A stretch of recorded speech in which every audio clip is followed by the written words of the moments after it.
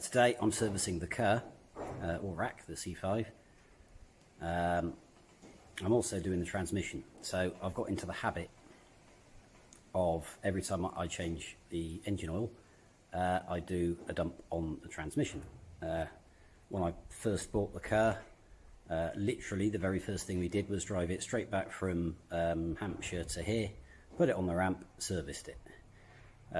And I then flushed the transmission 3 times over the course of the next week. The oil that initially came out of it was, as you'd expect on a 96,000 mile Kerr, really quite black. It had clearly never been changed, but of course these boxes are sealed for life. I don't go with that philosophy. I think clean oil is good. I service my cars every 6,000 miles. Apart from the BXs, because they don't do 6,000 miles a year, so they get an annual service. In the case of my 16 valve, sometimes that's as little as 50 miles or less, but every year they get serviced. My daily runner, I put quite a lot of mileage on that. The recommended interval for the RHR is 20,500 miles, I think, which in my book is insanity. So it gets an oil change every 6,000 miles. So of course you can't change the filter in the gearbox without taking the gearbox out of the car and dismantling it, which again I think is an oversight. Currently oils are draining, engine and gearbox. I generally, even when it just goes to a drip, I'll let them drip for quite some time. I'll wander off, have a cigarette, a cup of coffee, turn the pot, beer, whatever, and get as much out as you can, because the more that comes out the better. So given that it appears to have stopped dripping now, then we'll start the process of putting it all back together, and then we can get really dull with how to check the level properly, because I've seen some videos. There is a video on YouTube of a guy that filled one of these transmissions up and then check the level with the engine off, which is not how you do it. If you want to destroy your transmission, that's a great way of doing it. If you want it to last, that is a really, really bad way of doing it. But like I said, there are a lot of really good videos that go through the process. I think there's a guy that did one on a Volvo, it's the same gearbox. It explains really well how to do it. But I'm already here, so I'm filming it. So enjoy.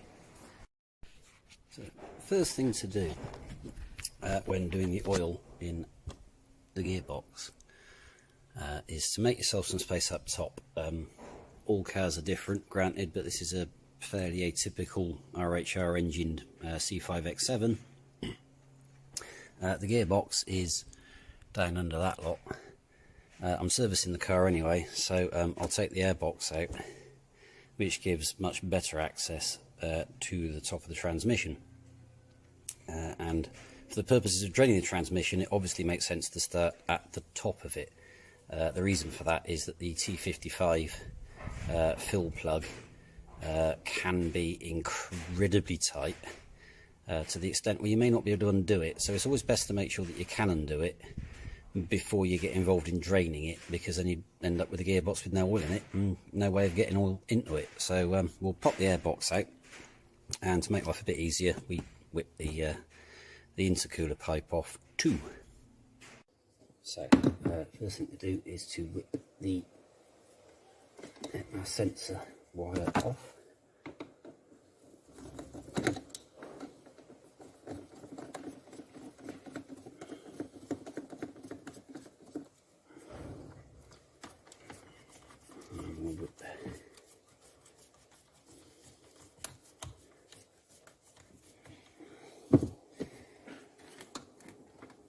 Now, the air inlet does attach to the airbox. However, I've learnt from previous experience that you can pop that off and tuck it out of the way without having to dismantle it that end, which is convenient.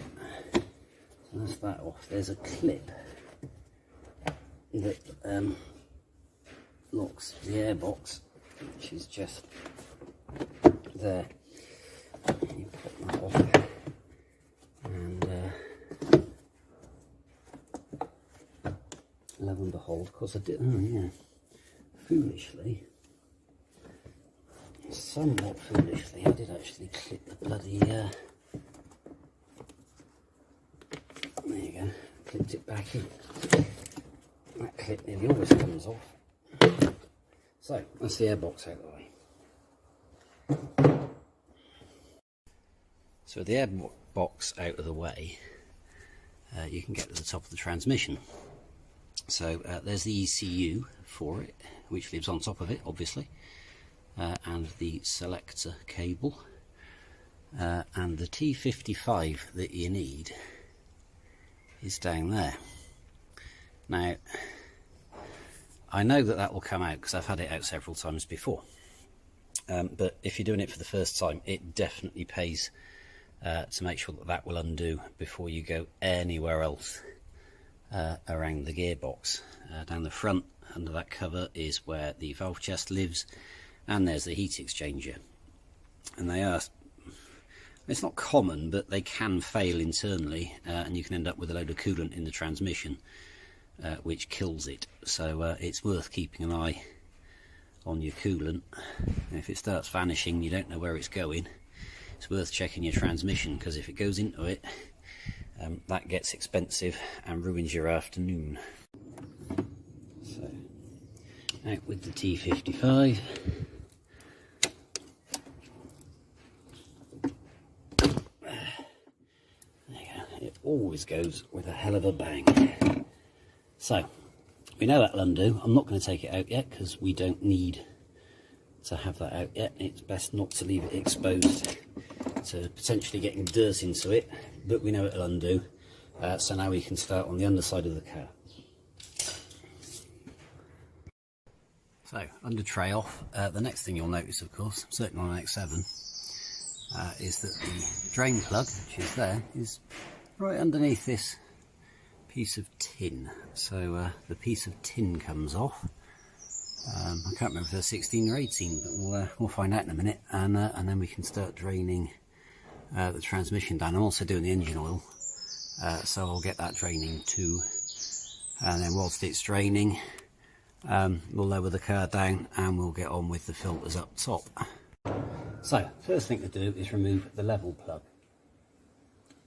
That lives in the middle of the drain plug. The drain plug is also what sets the level, which sounds confusing, but it isn't. I'll explain later. To be fair, there's a lot of really good videos on YouTube already of doing these, but since I'm doing it, then yeah, I figured I may as well film it. Now, this is a T40. They're made of cheese. You are supposed to replace them every time you pull them out, but of course these boxes are sealed for life, which is just madness. So I don't leave them for life, but these are made of cheese. However, I'm hoping, given that it's been out relatively recently, that it should undo. There you go. Now, it will lose a load of oil, which might make you think it's overfilled, but of course it's not running. And with it running, the oil pump provides pressure to the torque converter, which fills the torque converter, because when it's switched off, the torque converter drains down about halfway, oddly enough. So you will get quite a bit out. It'll be interesting to see how it smells and what colour it is. So there we go. So it's actually, this oil has done 6,000 miles. And it still smells like decent ATF, and it's still fairly red. That is good. So we'll let that drain down.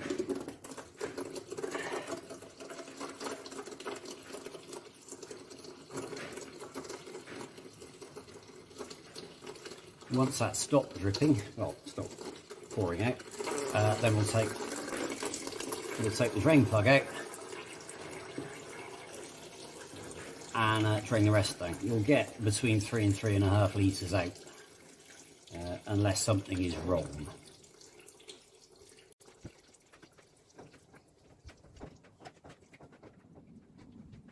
It's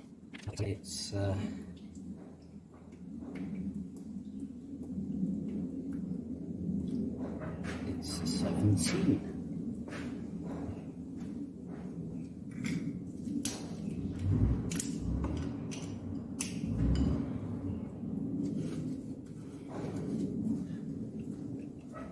So just thank the drip. There's no clean way of doing this, but you know, that's life.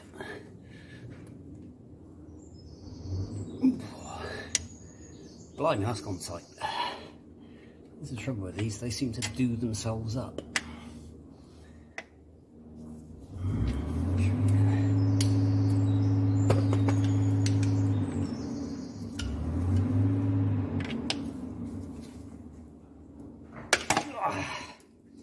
There you go.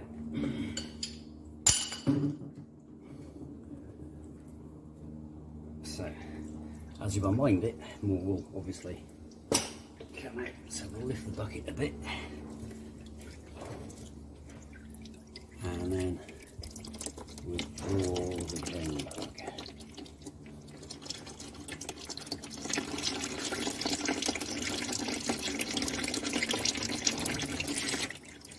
There you go. Slightly blackened, but still fairly red. Considering how black it was when I first started flushing it 6,000 miles ago, that's not bad. Not bad at all. Of course, the oil is hot, the car's been run, it's done 40 odd miles to get it. Obviously, it's very important to do it with hot oil because when the oil's hot, it keeps all the shitty bits that you want to get rid of contained within the oil, because science. So best avoided doing it with a cold gearbox. I've left this to drain whilst I refilled the engine oil and did the fuel and oil filters. So this has had a bit of a chat. So it's had quite a while to drain down. There's still a couple of drips coming out of it, but it will do. So next up, the level plug goes back in, or the drain plug with the level goes back in. You're supposed to replace the washer and indeed the level plug every time you remove them. However, because I have a habit of what I will do is drain this down again in a few days' time and then do it again a few days later, I will replace them at the end of that cycle rather than now. I've never had one leak yet doing it that way, so I'm happy enough to put the old ones back in for now.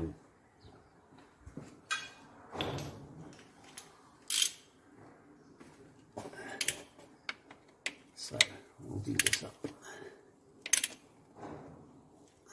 Done.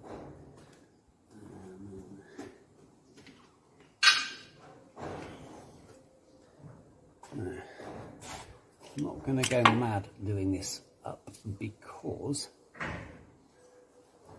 I'm putting this back in, but I will need to remove it again after it's been filled and run up to temp to make sure the level is correct. I'm just going to nip it. So that is under here done for now. So next thing to do is drop it down and put some oil in it. I tend to buy the ATF in 20 litre drums because I get through quite a lot of it. But this is 3309, JWS 3309 is the correct shit for a Euro 4. The Euro 5s and the E86 Euro 6 box, which, I mean, the E86 is frankly kind of the same box. There aren't many differences between them, but they use a different oil, which I think from memory is JWS 3328. It's a bit less slippy, essentially, so apparently it improves the emissions. I remain to be convinced. But anyway, so I've put 3.5 litres in here cold, which is too much. The reason I do that is because if you don't put enough in on the first go round, you've got to take the airbox back out and then put some more in, and it just becomes a bit of a faff. So I always chuck 3.5 litres in, run it up the temp, and you generally find that you'll lose a little bit, but you haven't got to take it all apart again, so I'd rather do it that way. So the next thing to do is put the airbox back in, and then fire it up, and then get the laptop going so that we can measure the temperature of the oil in the gearbox, and we need to get it up to temperature so that we can check the level. So we're in the car, we've got it running. This is where you need the laptop, obviously. The temperature of the transmission oil needs to be between 50 and 60 degrees. I always go at 50 because I'd rather have ever so slightly too much than not enough. So we're at 47 currently, but it's close enough to 50 at this point to cycle it through the gears. Now this is important because it allows as much oil as you can get around the valve chest and the clutches, etc. And you want to hold it in each gear for about 2 seconds. So we're in reverse, neutral, drive. Now on these, of course, you can stick it in a manual mode and get it as far as third gear, so you can get a little bit more through.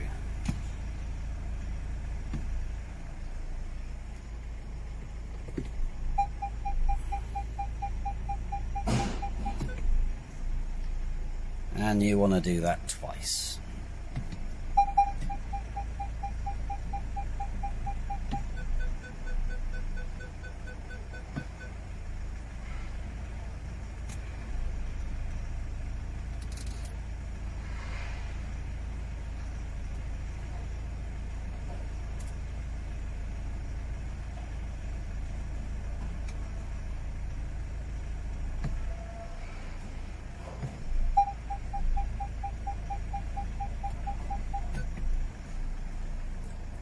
It's also interesting to note that we're currently at minus 63 feet. However, we are now at 51 degrees. So, with the engine still running, the car goes back up in the air and we check the level.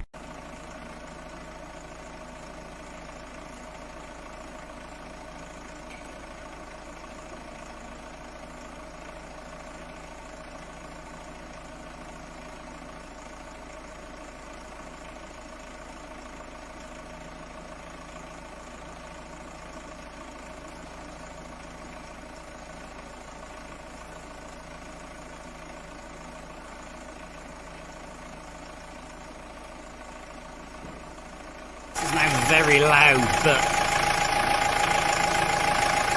so it's a trickle. It's still a trickle. When it starts dripping, you put the level plug back in and you're done.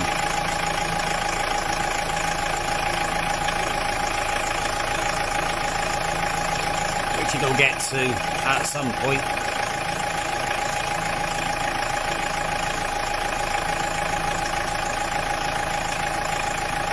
This again, when you overfill it, you do end up losing a bit, but you know, that's life. I'd rather do it this way. So any moment now, it will go to a drip. One would hope. Maybe not. Eventually it will get to a drip, honest.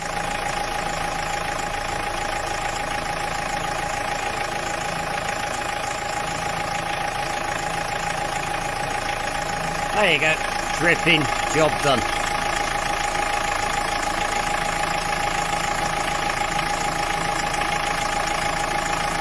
So you nip that up, and that is everything done underneath.